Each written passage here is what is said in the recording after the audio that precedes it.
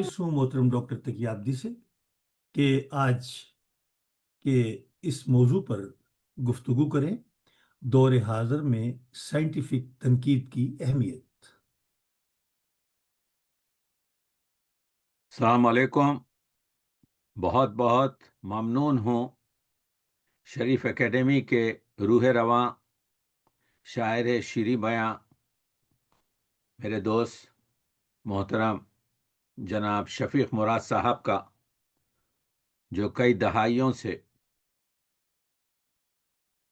उर्दू की नई बस्ती जो यूरोप में सबसे अहम है वहाँ से उर्दू के फ़रोग़ और उर्दू को दुनिया के मंजरनामे पर पेश कर रहे हैं। मैं ममनून हूँ प्रोफेसर डॉक्टर अशरफ कमाल साहब का, जो एक उम्दा शायर, एक उम्दा नक्काद, एक अदीब, एक मौल्लिम, और आप उनसे मिलिए तो मालूम होगा कि एक कहकशां हैं अदब की। ऐसे अफराद हमारे इस दौर में खाल खाल हैं, और हमारी मोहतरमा इरम साहिबा जो इस महफिल की रौनक हैं, उनके को भी मैं खुशामदीद कहता हूँ। आज जो उन्वान हमने अपने नाजरीन और सामईन के लिए मुंतखब किया है, वो उन्वान तो इतना वसी है कि इस पर कई दिन तक जलसात में बातचीत हो सकती है। उर्दू शेर व अदब में तनखीद ही एक ऐसी सिन्फ है जिसमें इख्तलाफ राय मुस्तहसन करार दिया जाता है। देखिए, साइंस और फनून लतीफ़ा में एक फ़र्क है। 2 और 2 4 होगा साइंस के लिहाज से पूरी दुनिया में, लेकिन अगर लाल रंग में सफ़ेद मिलाया जाए तो तीसरा रंग जो बनेगा वो अगरचे के इन दोनों के तनासुब से बदलता रहेगा, उसका नाम भी बदलता रहेगा। कोई उसे कुछ कहेगा, कोई उससे कुछ कहेगा। यही है आपके फर्क साइंस और जो फनून लतीफ़ा, जिसका शायरी एक जुज है, शेर व अदब एक जुज है। तो तनकीद दर हकीकत हमारे उलमा ने कहा कि जी ये लफ्ज़ ही गलत है। उर्दू अदब ने ये लफ्ज़ जो तनकीद इस्तेमाल किया है, इसीलिए निगार के नियाज़ फतेहपुरी ने ज़िंदगी भर लफ्ज़ तनकीद इस्तेमाल नहीं किया, बल्कि इंतखाद इस्तेमाल किया। अरबी लफ्ज़ है नख्त से, किसी चीज़ को परखना, लेकिन ये गलतुल आम हो गया।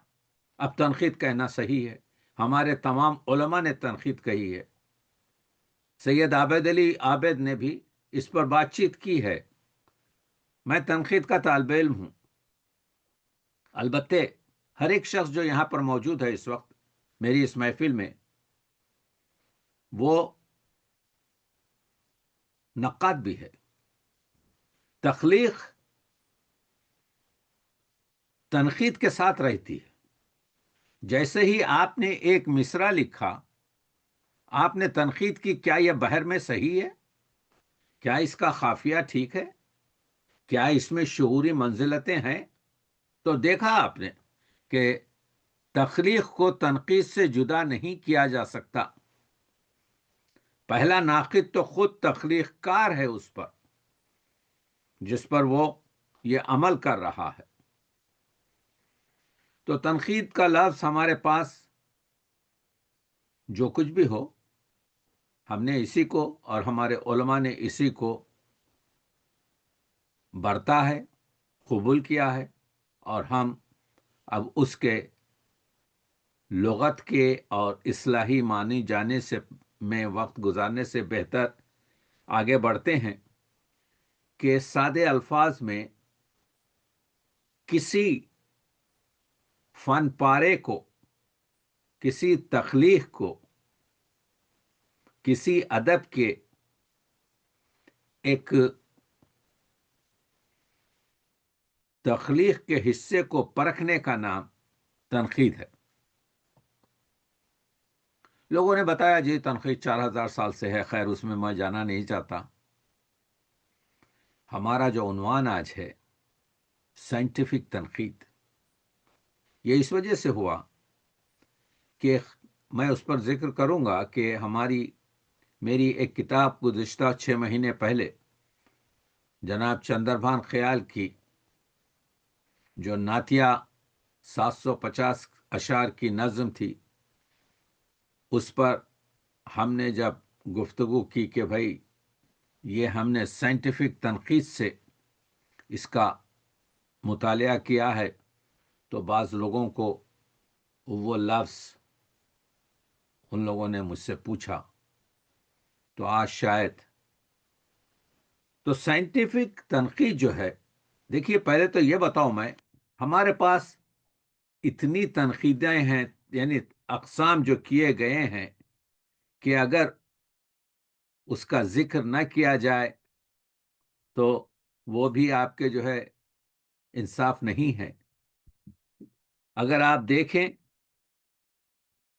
اردو کا جو بیڑا غرق ہوا ہے وہ تاثیراتی تنقید سے ہوا ہے۔ یہ جو مشہور جملہ ہے شاید جوش ملیح آبادی کا کہ جب شاعر شاعری میں ہار جاتا ہے تو نخاد بن کر ابھرتا ہے، وہ شاید صحیح کہہ رہے ہیں لیکن وہ تاثیراتی تنقید کے بارے میں کہہ رہے ہیں، کیونکہ تاثیراتی تنقید نے ہمارا بیڑا غرق کر دیا۔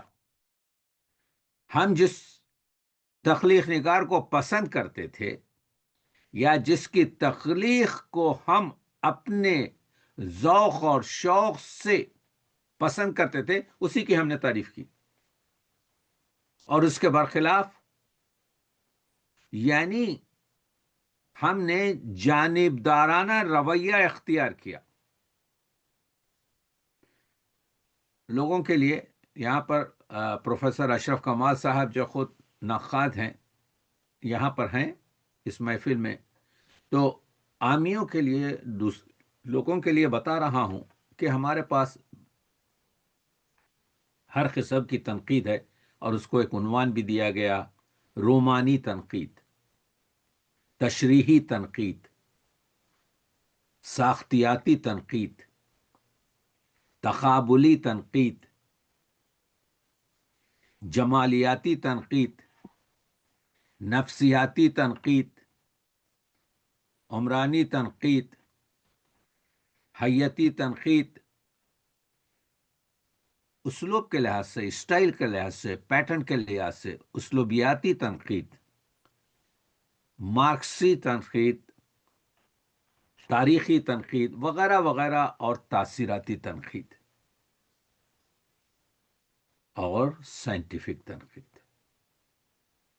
سائنٹیفک تنقید جو ہے، تو یہ نام میں نے اس وجہ سے لیے کہ ہر ایک شخص نے اپنی فکر سے اور اپنے ایجنڈے کے تحت اس تنقید سے استفادہ کیا۔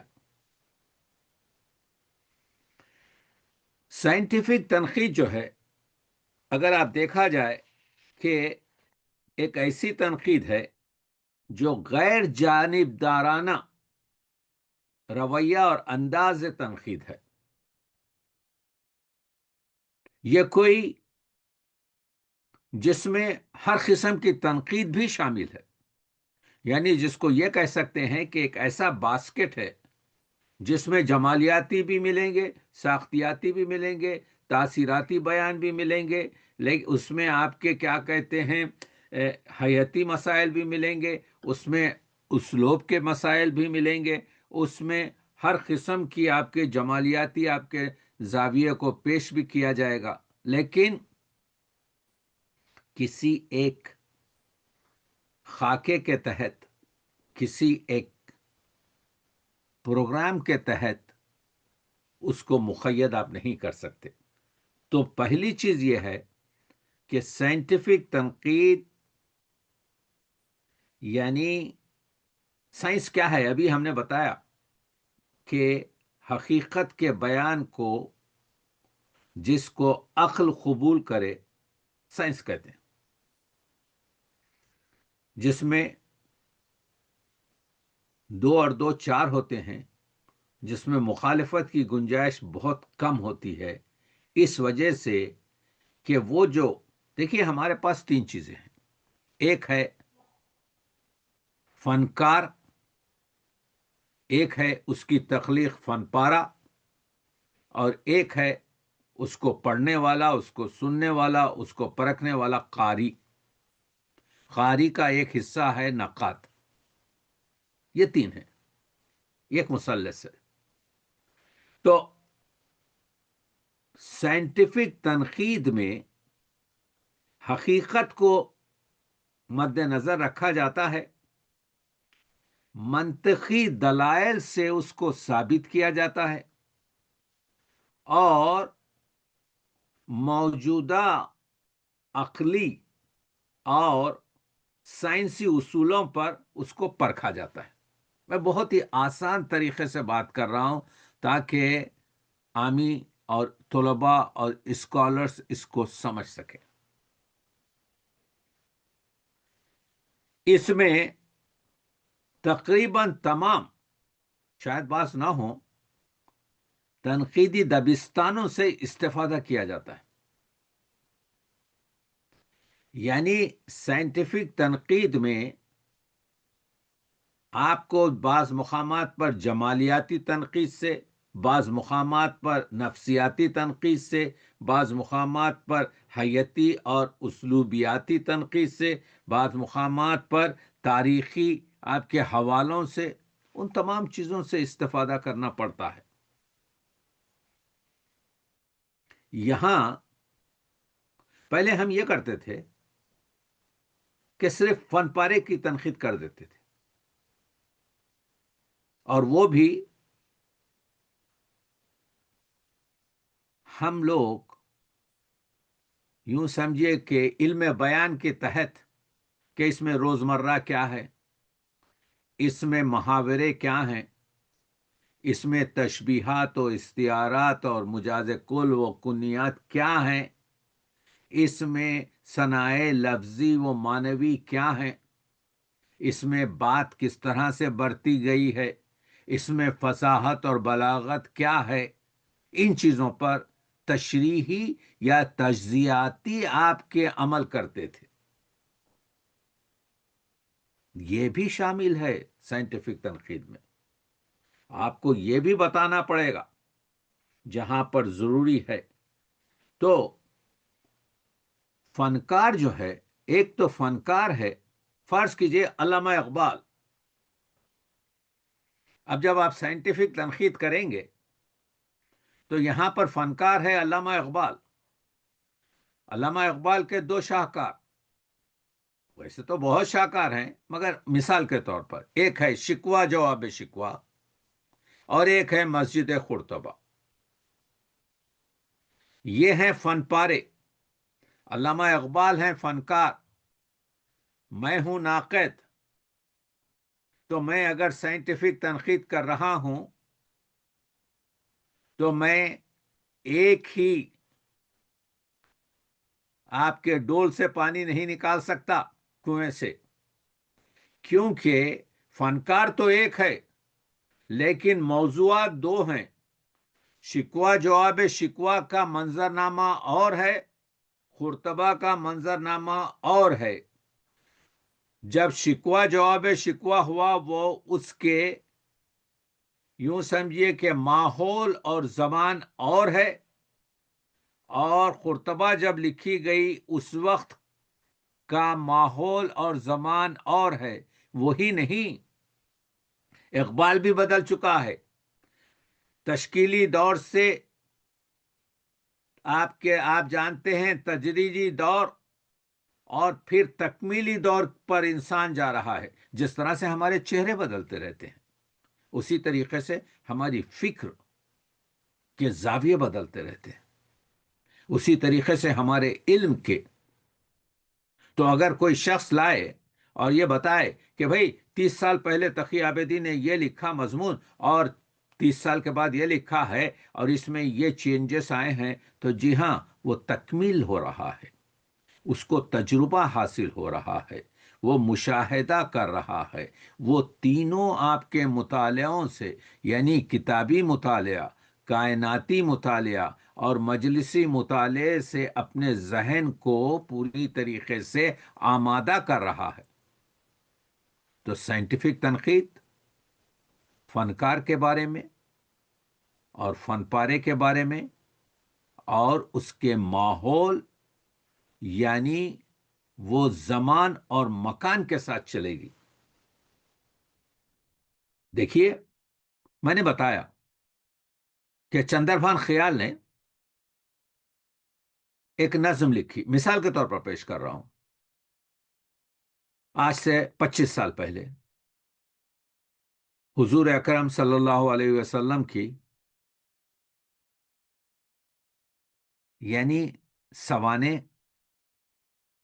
اور ناتیہ ایک نظم۔ اب یہاں دیکھنا، لوگوں نے اس زمانے میں چھوٹے چھوٹے ریویو لکھے، لیکن کسی نے بھی سائنٹیفک تنقید نہیں کی۔ پہلے یہ تنقید کرنا چاہیے کہ چندربھان خیال جو ایک غیر مسلم ہے، اس نے حضور اکرم کے بارے میں کیوں یہ نظم لکھی؟ تو اس کے خیالات کو جمع کرنا پڑے گا کہ وہ کہتا ہے کہ میں جب 5ویں جماعت کا طالب علم تھا، ایک چھوٹے سے مضمون میں نے پڑھا حضور اکرم کی زندگانی، کہ اس پرآشوب ماحول کو ایک شخص نے، جس نے آپ کے، وہ ان کے خیالات کہ کس طریقے سے اس پرآشوب ماحول کو، جہاں پر لڑکیوں کو زندہ درگور آپ کے جو ہے کیا کہتے ہیں دف کیا جاتا تھا، جہاں پر ایک اونٹ کے زخمی ہونے پر 2 قبیلے ختم ہو جاتے تھے لڑتے لڑتے، اس جہالت اور جاہل معاشرے کو ایک نورانی آپ کے جو ہے شخص نے کس طریقے سے اتنا آپ کے جو ہے بالا اور برتر کر دیا کہ چند دہائیوں میں اسلام کا بول بالا ہو گیا۔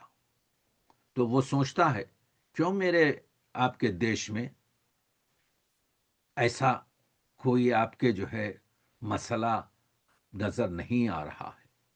تو آپ دیکھ رہے ہیں، میں تنقید کر رہا ہوں۔ سائنٹیفک تنقید پہلے یہ بتاتی ہے کہ فنکار کو سوچیں، فنکار کے بارے میں معلومات حاصل کریں۔ لوگوں نے وہ کام نہیں کیا۔ ایک بہت بڑے آپ کے ناقد نے ایک جملہ یہ بھی لکھا کہ چندربھان خیال نے نبوت اور حضور کی سوانے کے اہم چیزوں پر توجہ زیادہ نہیں دی، وہ سمجھ ہی نہیں سکا کہ اس کے لیے سید المرسلین، شافع مذنبین، آپ کے ختم المرسلین اہمیت نہیں رکھتا۔ اس کے لیے حضور کی ذات یہ اہمیت رکھتی ہے کہ معلم اخلاق تھے، وہ انسانوں کے آپ کے محسن تھے، انسانیت کا پرچار کر رہے تھے۔ اس کے ذہن میں وہ چیزیں نہیں ہیں جو ہمارے اعتقاد کے ساتھ ہیں۔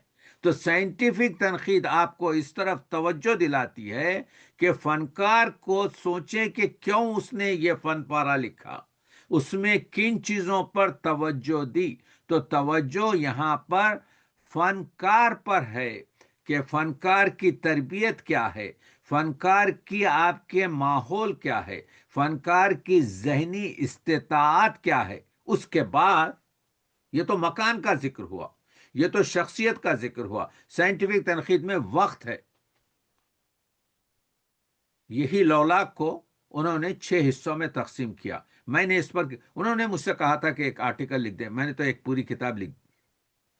اس وجہ سے میں نے کتاب لکھی. اس میں سب سے اہم جو حصہ ہے وہ ہے جہاد کا. یہ کس وقت لکھ رہا ہے چندر بھان خیال؟ جب 9/11 کا، یہ 11 سال لگے انہیں لکھنے کے لیے.